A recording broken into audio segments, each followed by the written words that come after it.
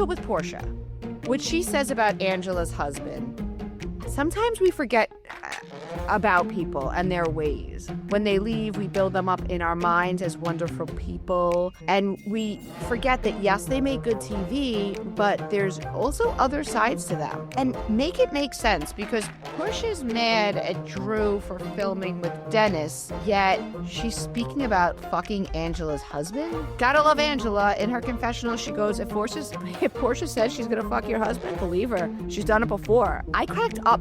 Angela gives me old school housewives energy. And what's funny is somebody told me that they actually did pursue her years ago. I think she's a great addition. Regardless of if her and Portia smooth this over, I'm sorry, but if I'm Angela, like, there is no joking about fucking my husband.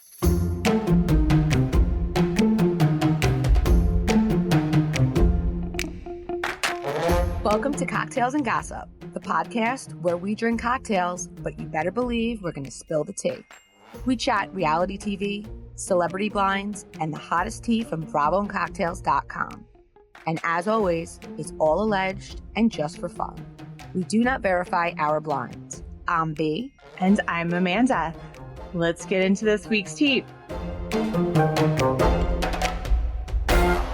What's up, cocktailers? Amanda, great Zoom this week. So much tea on this Zoom. Oh my God. I know. It was so good. Thank you guys, as always. I really liked this week's because I feel like we had a lot of folks talking and it wasn't all like, sometimes I think people are a little shy and worry about speaking up, and it was a really good conversation. So thank you guys. And for anybody who ever feels like you've missed or you've forgotten, two things. One, I'm going to look and see if I can figure out how to have a thing where it just will add it to your calendar. There's a calendar invite, because I know a lot of people like, oh, I said yes and then I forgot to add it to my calendar and then I missed it. But two, just always remember that if you lost, because then I get emails sometimes that oh, I lost my email. Can I have a link? For people who are members of Cocktail Party, there's always a post that has the registration link there too. So you can always go back there and you can search our site. So just look for Zoom and you could put them on like Zoom April, Zoom May. Yeah, exactly. So it was so great. And during that call, we actually had an email that popped up. We've been getting so much email. So we have a lot of that. We've got a lot of exclusives. I'm not really even sure where to start this week because it's been a good Bravo week. We've got Portia saying that she's going to screw Angela's husband. Oh, Jesse on the Valley calling Michelle, his ex-wife, a high-end hooker. But really, I think just a regular hooker, because I don't know if $1,500 a night qualifies as high-end. I think not, especially when you look like Michelle. Yeah. Not me. She's I know. That's Hollywood level hooker. Yeah. Luann, the man-eater on Love Hotel, playing those men like fiddles, falling all over themselves for her. I love it. And as I get older, it's something that even during my rewatch of Roni, I just appreciate so much, because sexy is a vibe, and Luann is, and she's beautiful, of course, but she's ageless because she's just got that fun energy. She is ageless and has swag, and that body is, her body is insane. But as I mentioned, we have a lot of DMs and emails that we've been getting this week. So let's start there, because there's a lot of chatter within Discord and our community about a DM that we got that said that Real Housewives of Chicago is filming this week. So let's clarify something. I have not confirmed this with sources saying, yes, B, Real Housewives of Chicago is greenlit. With Upfront being May 12th, and if it's just starting to film, I don't know that we're going to get that at Upfront, right? I don't think they're going to announce a cast that has not even really filmed yet. Maybe they will. Maybe at BravoCon. Maybe at BravoCon. Maybe it's not 100% a Housewives franchise, because something a source said to me was there's a lot in production, but as far as this person knew, they weren't assigning housewives to anything currently.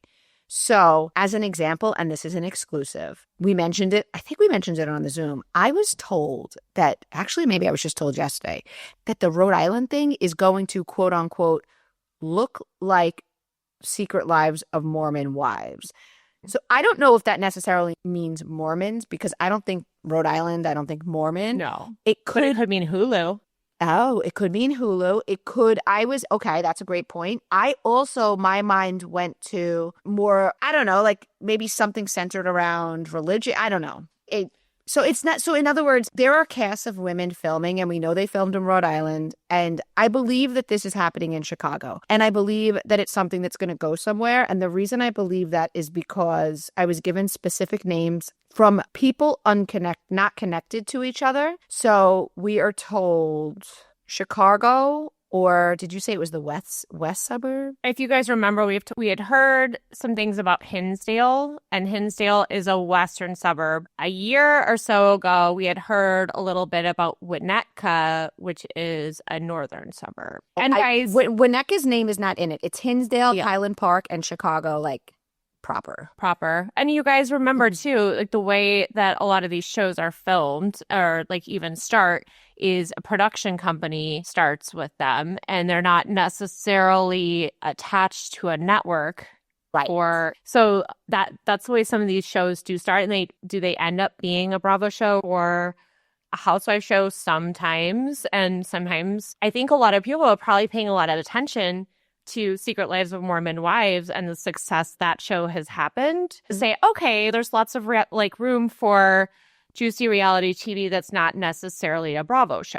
And the rumor is that one of the women filming for this, it is being funded by her husband, who is a super wealthy family that owns a bunch of car dealerships.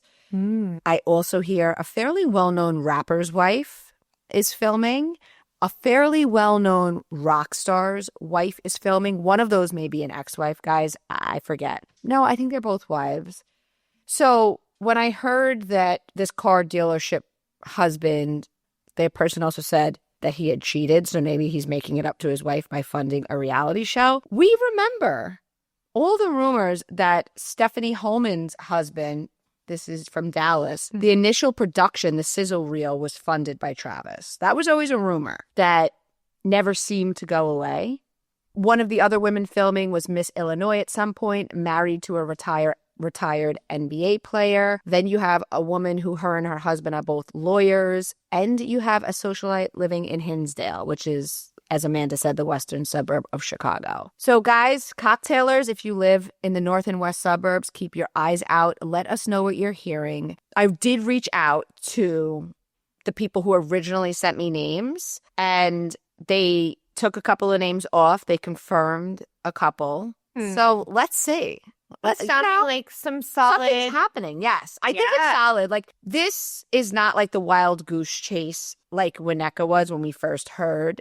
Something's going down, and something's going down in Rhode Island, too. Now, what exactly that looks like, we'll see. I think there's a Housewives coming. I know sources keep telling me, oh, they're not adding to the franchise. Okay, guess what? There's a void, so you can't tell me that. Yeah. And I guess, I do think that, circling back to what you were saying about the upfronts, and then we've got BravoCon coming up in November, I think we're going to be hearing some new news, whether that, again, is Housewives or a different Bravo show. I agree, I think. Speaking of upfronts, right now we have a couple of Southern Charm. I know Austin's in LA. I hear Craig is there or about to be there. We see West and Amanda there. They're filming something in LA. It could be promos for BravoCon. It could be summer promos. It could be something with the upfronts. But there's a reason why those people are all in LA, obviously. Let's just hope they keep those two casts separated.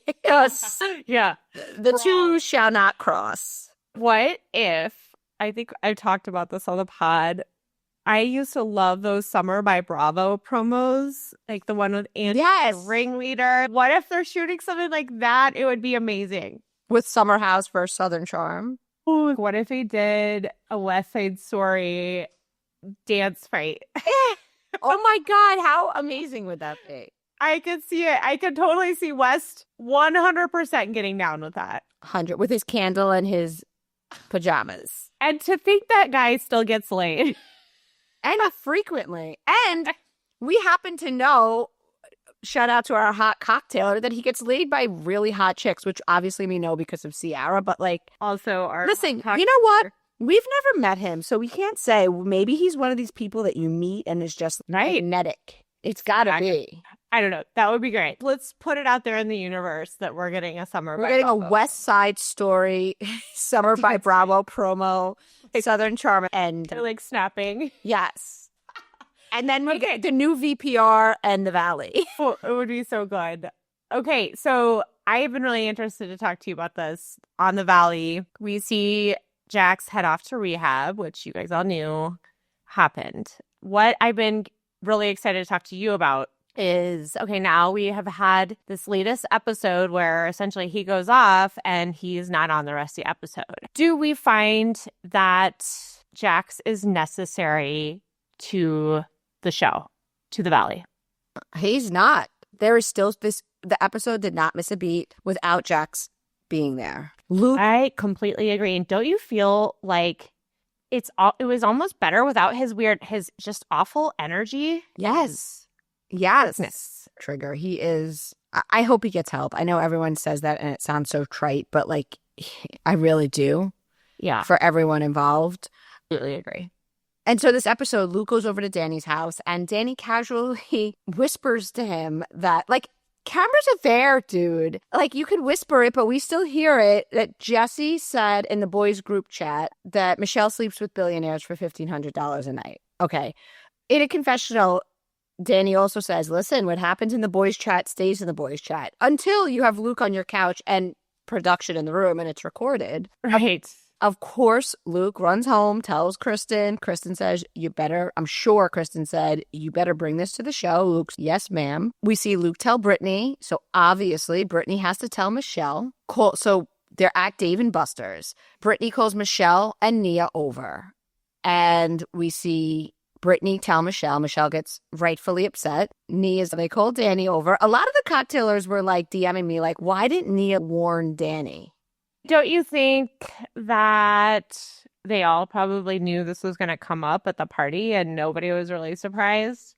Danny did. It looked like Danny was like, oh, welcome to reality television. Like, think maybe he knew what they were talking about when he walked over. I do think Michelle was legit shocked. Yes. And I do think that Danny probably was hoping, like, okay, Brittany will tell Michelle while they're out to lunch. Michelle will confront Jesse, and then Jesse will talk to Danny. I don't think he thought it would happen when they were all at a place together and he had to really face it head on. In any event, Danny walks over and he's like, Jesse explains to him what happened. So right away, Danny's, I knew there was a mole. Jesse's, I knew there was a mole. Come on. And as all the women point out, like, all the wives and girlfriends have access to this chat. Anybody could be the mole. It's a stupid thing to write in the chat when you're filming a reality show. I totally agree. I would be wanting, I would, if my husband were in that group chat, once a week, I'd be like, hand it over. I want to catch up on that. Yes, exactly. What do we think of Michelle, though, trying to vote Jesse out of the Santa Barbara house that he booked? I want to answer your question with a question because I want to go back to, what do you think of Michelle's reaction? Did you find it a little strange that she didn't just laugh it off? Or is she just such a serious person that she doesn't have that bone in her body? Ding, ding. She's humorless. Yeah. She is humorless. And listen, there's nothing funny about joking about that. But she did cheat on him, and she's pretty open about the fact that she cheated on him. But if something like that were said about me, and maybe that's just my personality, I would laugh with outrage. She'd be like, are you kidding me? That is hilarious. Right. I don't know. I thought it was a little bit strange. But so back to Michelle trying to get Jesse voted out of his own vacation house. I had to agree with Jesse.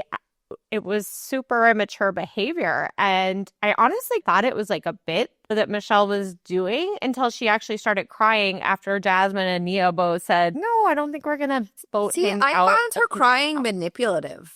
Like she was trying to change their vote real quick. Oh, it could have been. It could have been that. It seemed to me very legit. And I'm like, does she really think this is going to happen? Does she really think this is going to work? I found it a bit puzzling that it was that immature. The thing with Michelle, I think, that bothers me is that she went about exiting her marriage in a really dirty, deceitful way. So if it were Jesse that cheated on her and the rumors of cheating were with multiple women and over the course of a couple years, and there was a lot of suspicion about when he got with his new girlfriend, the audience would be lighting him up. The girls would be lighting him up. I can completely understand that they had a bad marriage. That's evident. And that they shouldn't have been together. But Michelle went about it in a really awful way. And if that was done, like when that is done, when you're married and there's cheating involved, it adds a completely different layer to it. It does. And she doesn't take any accountability for that. She acts like she is totally right in. If a guy stood there and was like, you know what? We were in a really bad marriage. So yes, I did cheat. Imagine what it's like to not be touched, to not be held, to not get a compliment for 2 years. You would still be like, dude, end the marriage first. That's my thing with Michelle. It's her and Jesse both have this entitled way about them. Like even in the after show, Michelle says that when she had her daughter, she stopped working as much and they had millions of dollars in the bank. But Jesse also stopped working and spent all their money. And then he turns around and goes, it's her fault too, whatever, their financial issues. It's like, it takes two to tango. And she actively made a bad situation much worse. She should have exited the marriage sooner and separated assets sooner. And you're not an unknowing victim in this. And you're cheating. You think that's going to make an already not nice guy any nicer? And I have to say, I just think it unfortunately invalidates all of her very valid feelings, right, at the end of their marriage. It invalidates it because it's okay, but you cheated, right? And I just think that you're very valid to be like, no, you do deserve to be hugged and complimented and told that somebody loves you. But if that's not happening, you don't then go and cheat on you. You end things and then you end it clean. Right? Because it's just no matter what, it's still gonna just feel like it was your fault, even if it actually wasn't, because the cheating is just the trump card, right? That anything else that was wrong in the relationship, if you cheated, that's still worse in a lot of ways. And I also see people making memes and posts saying things like, oh, Jesse knows that she wasn't with Aaron. Does he? Like, maybe she wasn't. I don't know. But I really feel like, first of all the Runyon Canyon receipts add up pretty quick. And we know she cheated and everybody knows she cheated. And also, he gives me the ick, that guy. Aaron? Yes. His eyes? Yes. Eyes. I find creeped. I was so creeped out. He's unattractive. Overreacting to, he's acting, right? Overacting on everything. And like, I completely agree. I like his eyes. Ick. Yeah. And you can see, and it's funny because we know that our Valley source told us that this was her intention, but you could see she wants to make Jesse mad. She wants to make him blow up. Like she's actively trying to make him look like an asshole, which he doesn't need much help at, by the way. I do find him funny and stuff like that, but obviously with her, it's bad. It's just... And then you say to yourself, if you're such a victim, Michelle, leave the show. Nobody's forcing you to be around him. I gotta tell you guys, and I'm sure this is probably how a lot of people felt about Jax back in the day before he really ran off the rails. Like there's something about Jesse. Like I see him being an asshole, but I also laugh at some of the things that he says and find him extremely attractive. I'm just gonna just confess to you guys. Oh my God, we agree on somebody being attractive. I do find him very cute. Very cute. And just like... And like I like the way he dresses. I like his douchiness. And he's also originally from like Boston, and I actually got into trouble because I was doing stories and I was like, oh yeah, he's like a Southie, and people were like, he is not a Southie. Apparently it's more of I guess Southie is more like a working class neighborhood, and where he's from is a little bit whatever. He's a kid from Boston, and like he talks about Capri. I'm a girl from New York, and it's if I'm like, I'm in Monaco. I'm in Monaco. Stop it. You're from Boston. You're from New York. Like you're not. What do you know about Capri or Monaco? Stop. Chic, c'est la vie. Yes, exactly. Okay, I'm glad we got our confessionals out of the way there. Oh, I also was curious and wanted to talk about this because I thought it was interesting that Jason and Jesse, when they're getting together for coffee the morning of the Dave and Buster's party, start talking about Danny's drinking. And then we see Jesse talking a little bit more about it in the confessionals, which seeing Jesse involved was the interesting part for me. Obviously, Jason's going to do Janet's bidding. But seeing Jesse talk about it made me look at it a little different. I'm like, that's interesting because I don't feel like Jesse has a strong alliance to anybody. And I don't think he's necessarily going to say, oh, Janet really wants to make this Danny thing a storyline, and that he'd be like, okay. Yeah, no, Jesse, honestly, to me, it made me feel like it actually happened because I think it did because they talked about it and they show a flashback of them discussing it, and then they show it in the previews for next week with Danny apologizing. So it seems like it actually happened. And like Jesse says, like Danny goes hard, and the drinking thing is actually a thing, which just wanted to bring up because we were getting the feeling that this was something that Janet had really been pushing. But so maybe it's more of there was a little thread out there that Janet pulled, and that's why Nia's upset. But it does seem like there is a thread. I think the other thing is editing is tricky and you don't know which scene came first. But I do believe that Jesse may have been more inclined to speak on it after Danny, quote unquote, was the mole and repeated what he said about the $1,500 a night hooker thing. Which I would love to know what those receipts are. Is it like Venmo? He just sees Venmos going to Michelle just like with a little like bed and a heart. That's the beauty of the show though, because there'll be an alliance for a little while and then somebody will say something like, there's no honor amongst thieves. Right. Anything you do, these people are going to bring it up on camera. We know this. If there is a moment that Janet is a little annoyed at Michelle, we'll see them turn on each other. They can't help themselves. No, and that's why we love it. And speaking of just snakes, our Valley source shared with us that Sandoval is trying his damnedest to get on the Valley. He is showing up constantly at Jax's bar, which I don't even think Jax is at that much. With his girlfriend, he's playing his music there. He's at every group event. And in my head, I'm like, we don't need him. But the source said there's a producer that now works for the Valley that's from Vanderpump that really pushes and loves Schwartz, Sandoval, Lala, and Sheena. I suppose it's a possibility. They're filming the reunion tomorrow. Kristen and Nia are both pregnant. So I know that when I posted on the website that they're filming it now, everyone's like, we're only 3 episodes in. But the girls are very pregnant. I don't know their actual, I think Kristen's due sooner. I don't know the actual due date, but I think they want to get it in June. I think they. So we got to get this we got to get it in the can because we cannot have a reunion without them. We definitely can't. Sandoval trying to get on the show. When I read the post, I definitely laughed out loud. I'm just like, nope. Look away, Sandoval. Keep moving. We don't need you. We don't need you.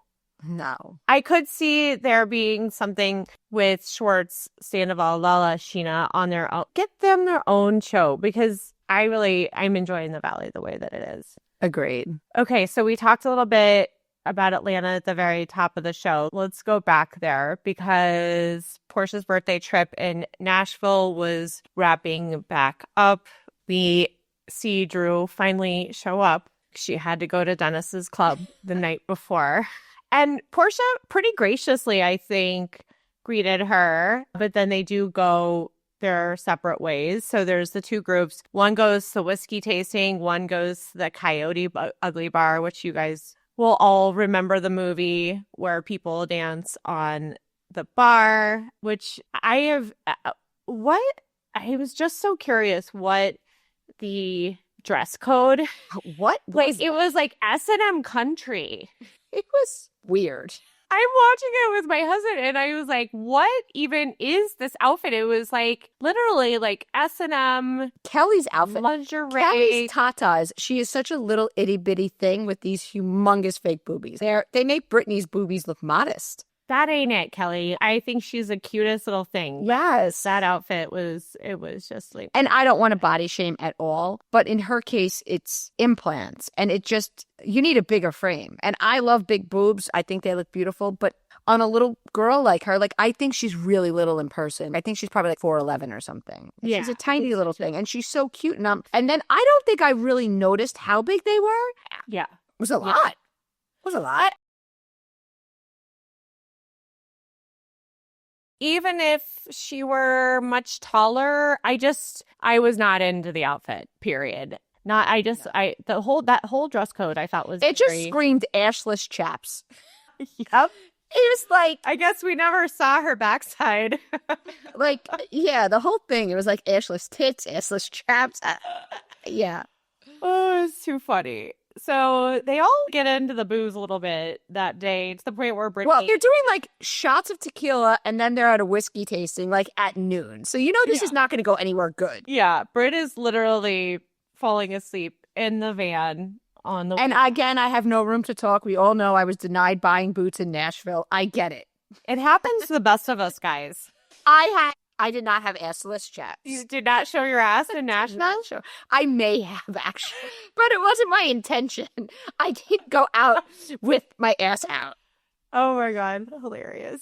So they get back and they're like getting ready for dinner, and Portia comes out like a whole different demeanor, very quiet. But even like her appearance, although she looked beautiful, she had flat shoes on, no earrings. It's like she was like pooped. Yes. Yes, agreed. And I think it's Cynthia who asked her before dinner like why she was upset, and she says, I found out that Dennis had been filming with Drew after I asked him not to. And then we see Portia get up and go in from dinner and then had that long chat with Cynthia, which I really liked that. I feel like Cynthia's she's a real one, but I think she's a real friend. So with Portia, I think her subdued mood was a combination of day drinking. Like, I can picture that she came back, took a nap, woke up, heard that news, and was just like, ugh, I'm exhausted. I've had it. I'm emotionally drained. My hangover is setting in. But then at dinner, like, she's not saying much. It's clear.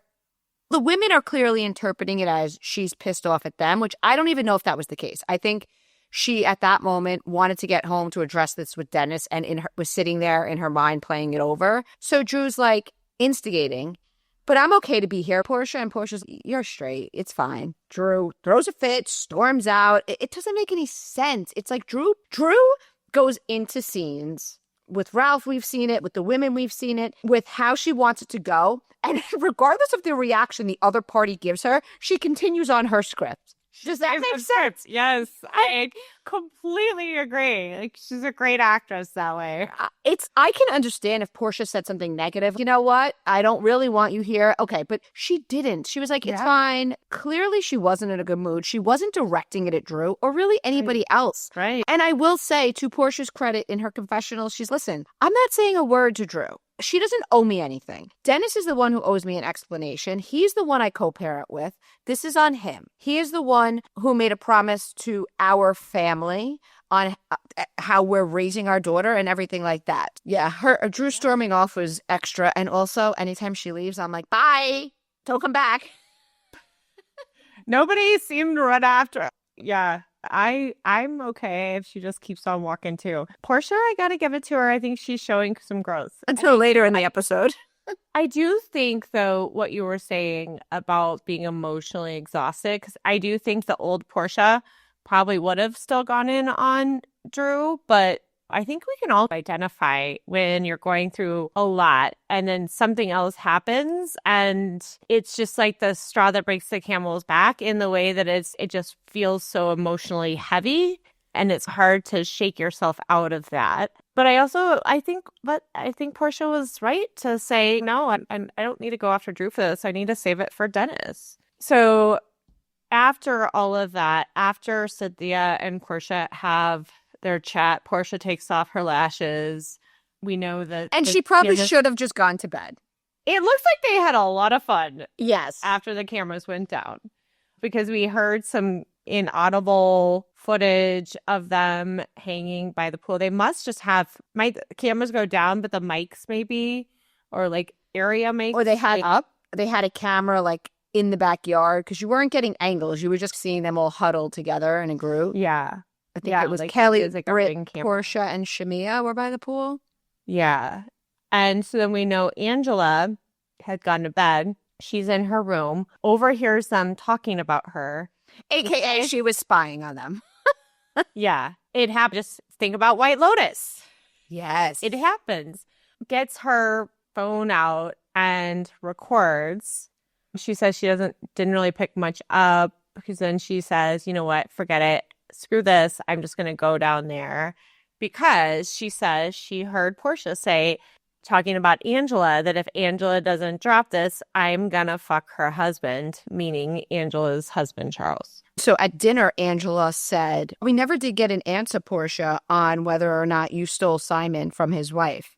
So in Kelly's confessional, Kelly's like, she said it. She said she was going to fuck Charles. Portia's like, I didn't say anything, like referring to the Hennessy. She also said this on Watch What Happens Live, which, guys, if you didn't see Portia and Giselle's episode, it is worth pulling up on Peacock. It was downright hysterical. It was so good. They actually invited Andy out. And then they were like, oh, forget it. No, we don't want gay guys coming around. Like, he's like, what? Like, I'm a good wingman. And they're like, nope. Are you uninviting me? Like, they were on one. I think they definitely got the party started. Like, maybe they went out to lunch because we know that they don't always film at night. I don't know what it was, but they definitely had cocktails. So with Portia, what she says about Angela's husband, sometimes we forget about people and their ways. When they leave, we build them up in our minds as wonderful people. And we forget that, yes, they make good TV, but there's also other sides to them. And make it make sense, because Portia's mad at Drew for filming with Dennis, yet she's speaking about fucking Angela's husband. Gotta love Angela. In her confessional, she goes, if Portia says she's gonna fuck your husband, believe her. She's done it before. I cracked up. Angela gives me old school housewives energy. And what's funny is somebody told me that they actually did pursue her years ago. I think she's a great addition. Regardless of if her and Portia smooth this over, I'm sorry, but if I'm Angela, like, there is no joking about fucking my husband. Particularly when you're somebody who's fucked people's husbands. Precisely. I think, yeah. There's no level, there's no housewives, there's no argument, there's no amount of Hennessy that would ever make me have a genuine friendship with somebody whose mind went there. I'm sorry. Because that's in your mind. That's an option for you. You find my husband attractive and you're willing to go there to get back at me. And obviously my husband's loyalty to me, and obviously he wouldn't or shouldn't do that. I just don't like the vibe, like, to go there. Yeah, I agree with you.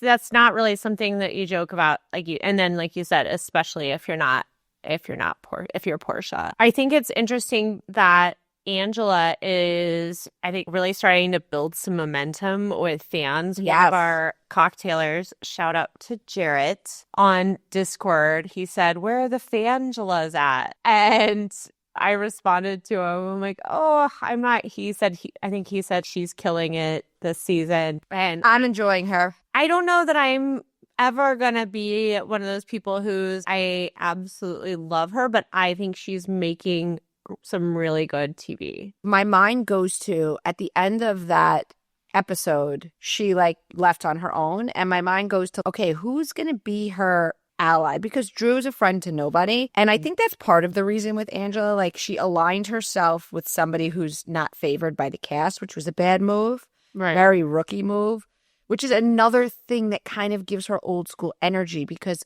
Angela is just showing up and filming, and it doesn't feel like she has an agenda, which is, I think, what makes people Fangelas. Does that make sense?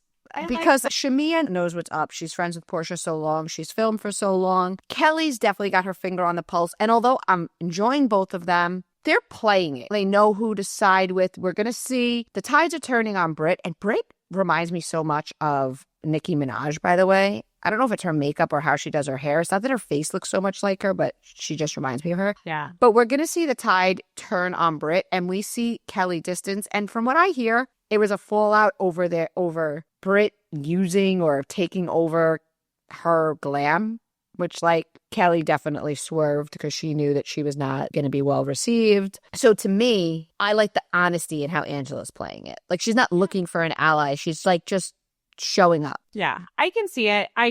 There's always been housewives where I am not a personal fan of theirs, but I like what they bring to the show.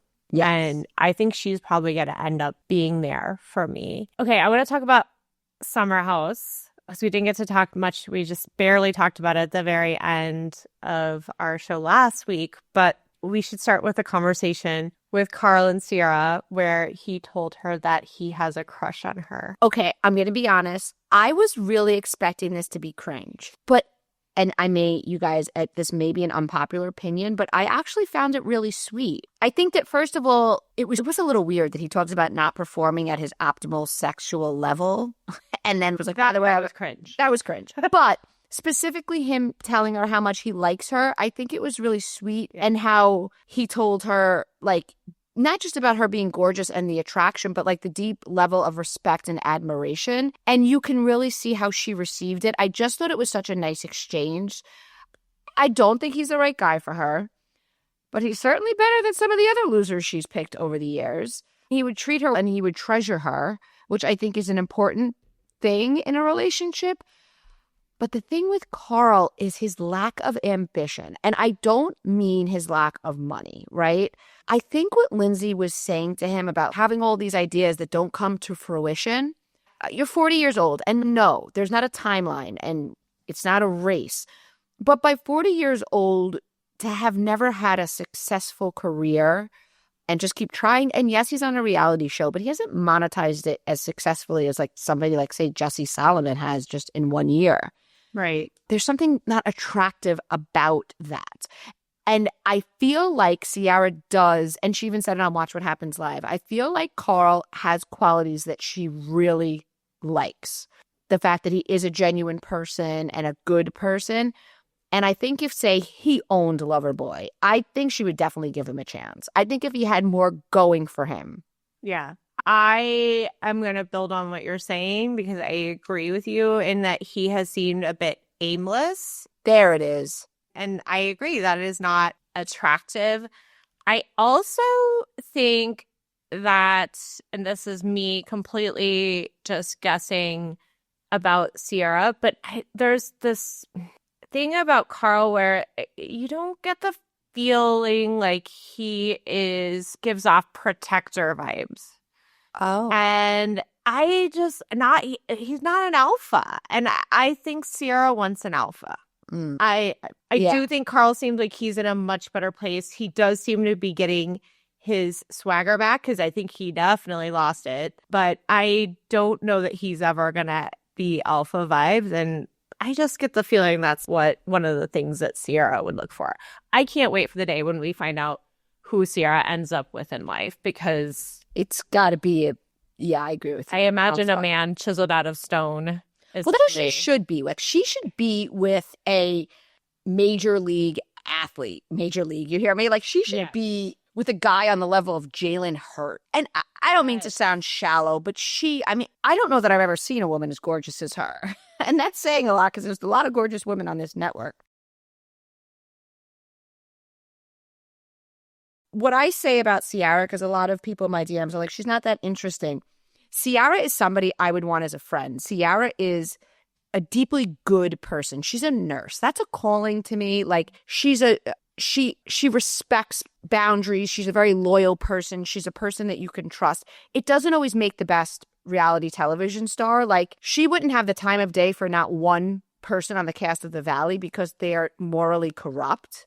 Like, every last one of them is morally corrupt. Like, she leaves quite a bit to the imagination, which I appreciate in her as a person. Yes, but not I necessarily. I don't think it always makes the best reality person, though. Yes. And like in her case, it's okay because there's always going to be people that want to use her for brand deals because she's gorgeous and she's a model and she's, I'm sure, lovely to work with. I'm sure she's organized. I'm sure she's everywhere on time. I'm sure she's not a diva. She has a lot of amazing qualities. And I don't mind watching her on Summer House, but she's certainly not the main draw. Yes, I completely agree. How much did you wish you had some popcorn when Jesse Solomon at the party goes over to Paige, Amanda, and Lindsay I'm like watching this. I'm like, oh my God, he's literally putting himself on a skewer and roasting himself right now. That was a cringe moment to me when he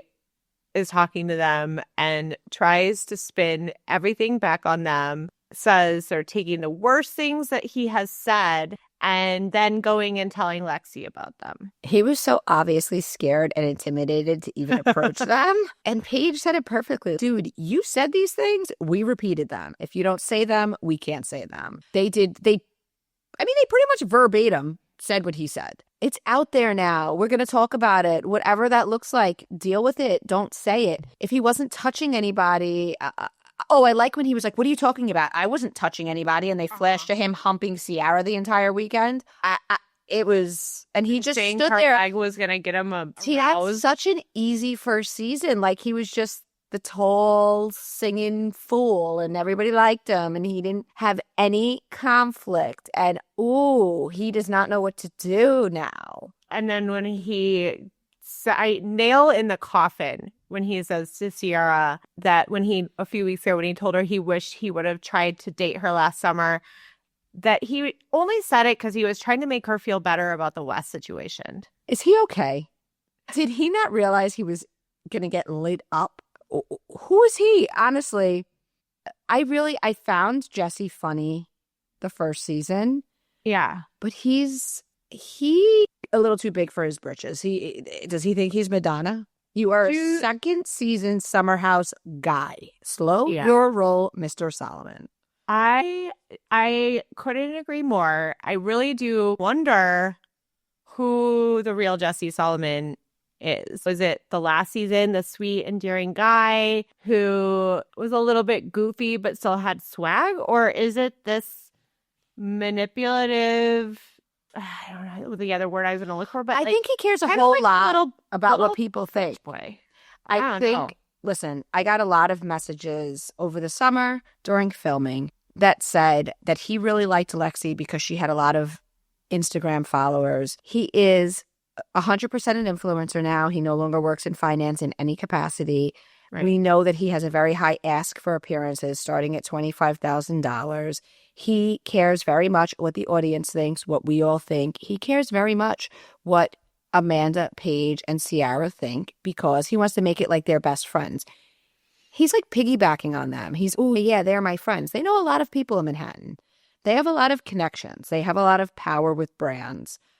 I'm going to say it. Like, this is a career for him now, and he wants everybody to love him. And that's not the way reality television works. Talk to your boy, Kyle. Yeah, I think the quickest way for us to all dislike him is for him, I'm trying to remember who said this, but for him to live in the comments section. Yeah. To try to play to the audience. And that is the quickest way to get us all to be like, you're out of here, buddy. So the next morning after the party, Lexi really gives it to him. I don't think Jesse was really prepared for that.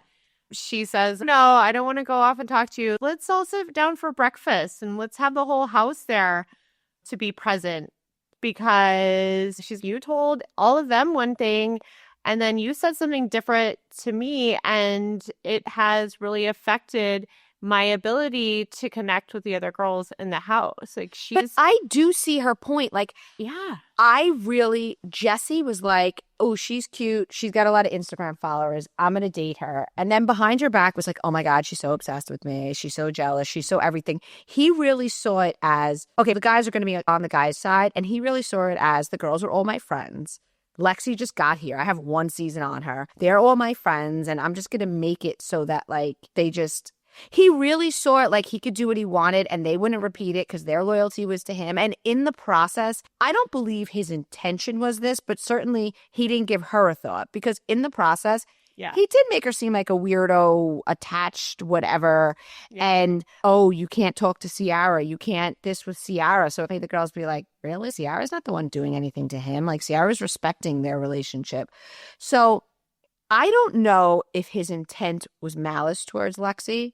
But it certainly was only about him. He was certainly happy to throw her under the bus when it was convenient. He was monopolizing the friendships in the house by making her this jealous weirdo.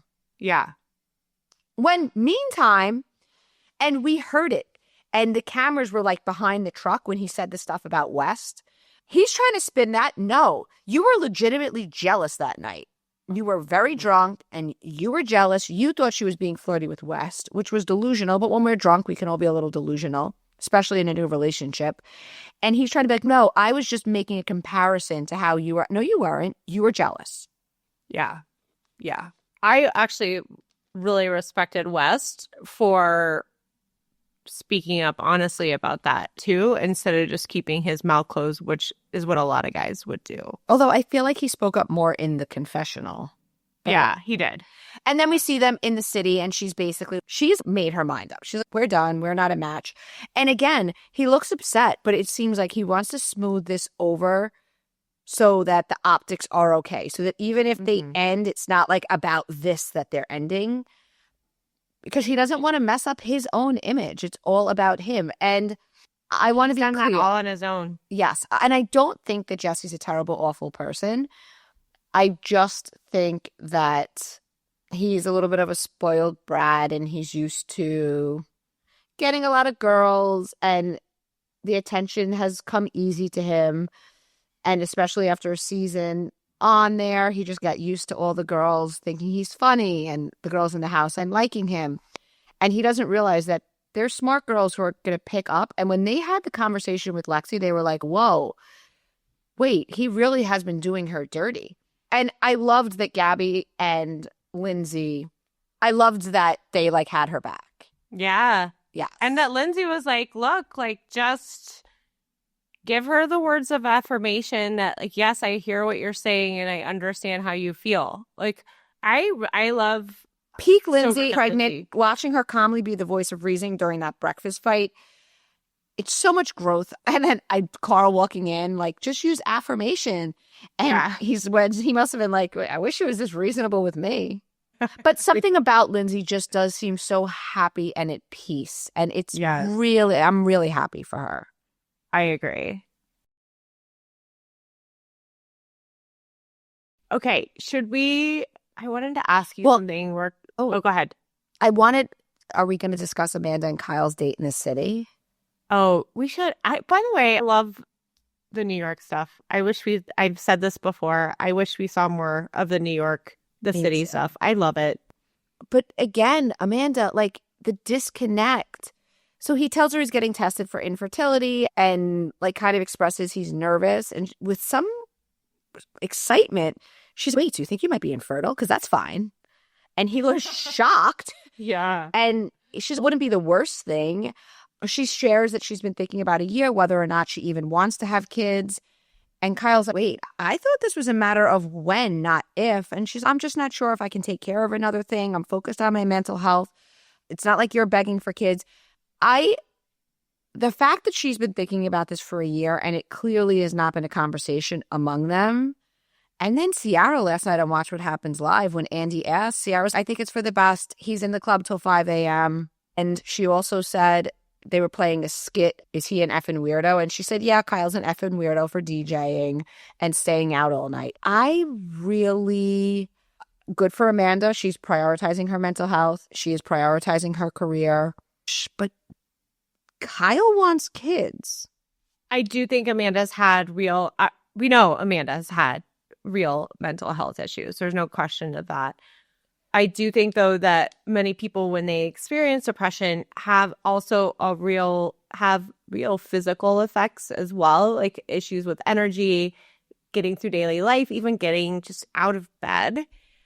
I think that experience must have been very eye-opening for Amanda to then think about possibly having a baby.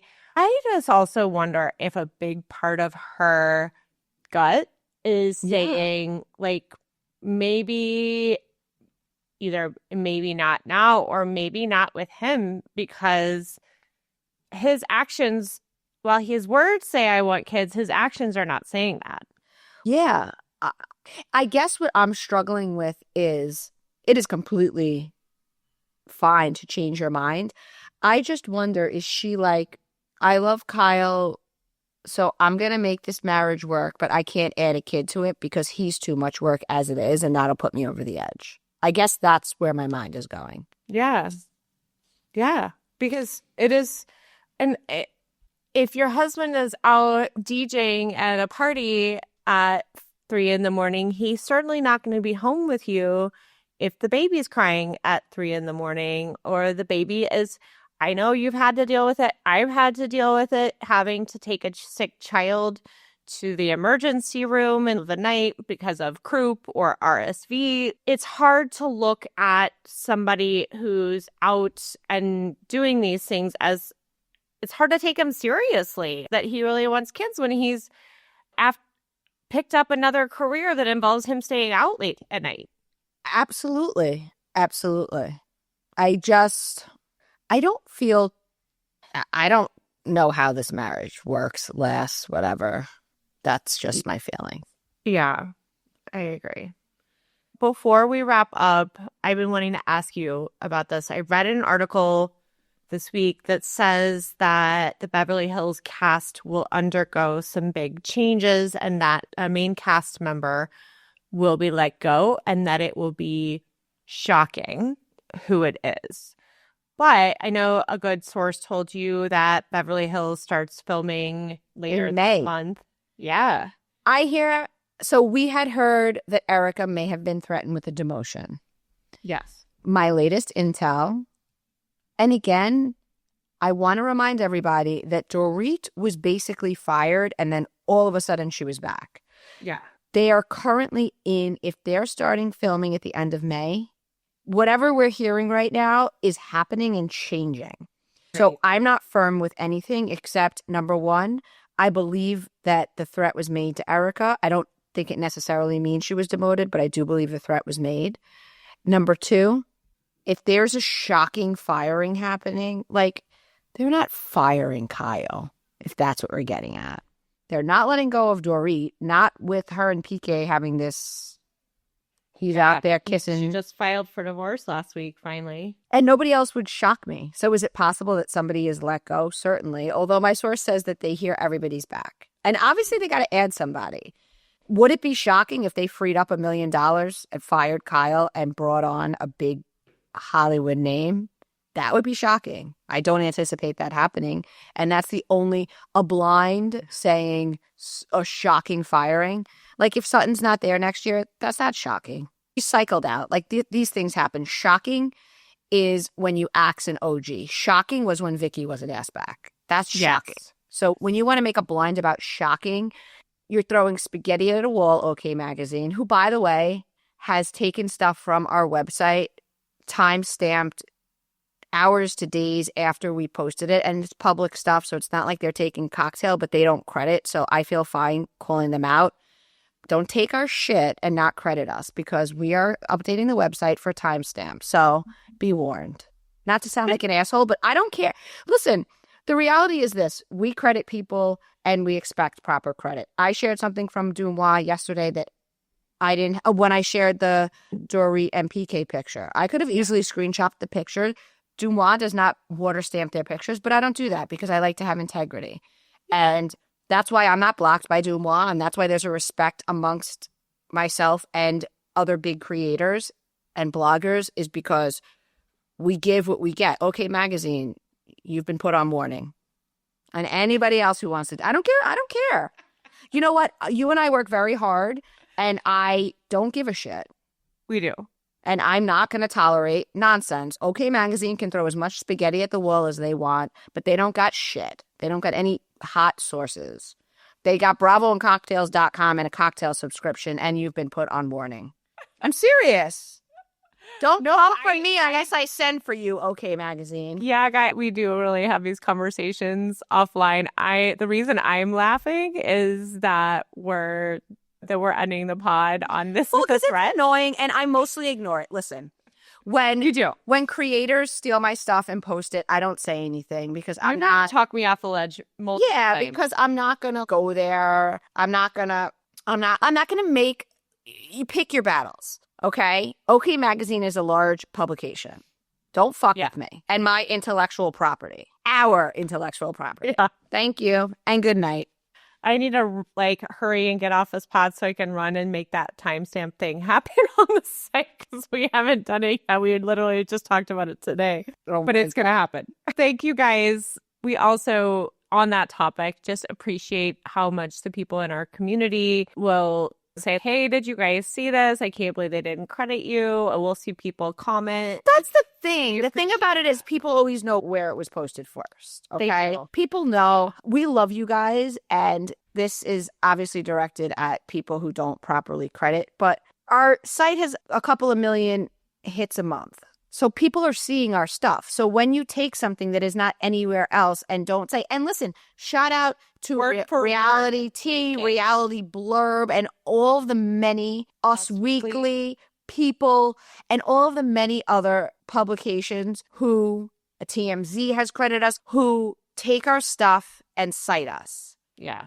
That is the way to do it. Yeah. Period. People know. People know. You only make yourself really look happening foolish. When it's happening. But now we said it. That info. Right now we said it. And whatever teeny bopper is over there working at OK Magazine, shaking your boots, honey. Shake. Don't DM me with no nonsense that you didn't know, because I'm time-stamping now to the minute, and I'm going to screenshot and post.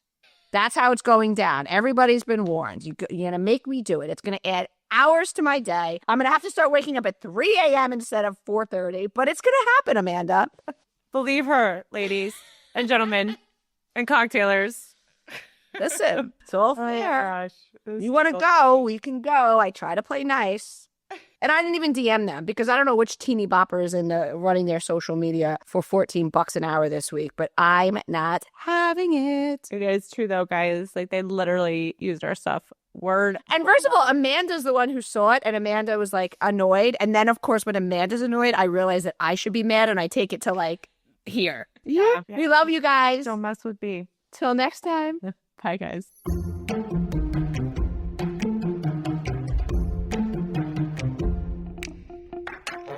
What's up, cocktailers?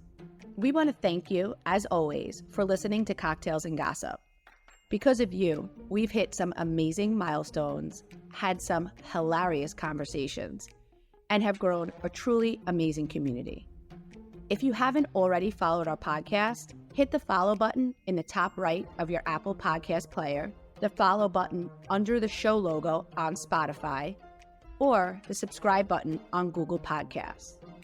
We thrive on you, our audience. So make sure to tell all your gossip-loving friends about us too. And if you want to get all the tea, join our membership cocktail party by going to bravoandcocktails.com/join. Our members get access to the exclusive tea we post, the weekly podcast without ads, plus another additional bonus podcast every week.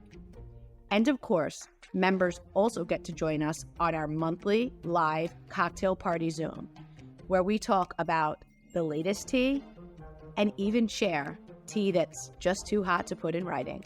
Last, but maybe best, our members get access to the Cocktail Party Discord, where you can chat with Amanda, me, and all of the other cocktailers as well. There are always some great convos and hilarious comments happening in Discord. Thank you guys so much for listening. We appreciate you.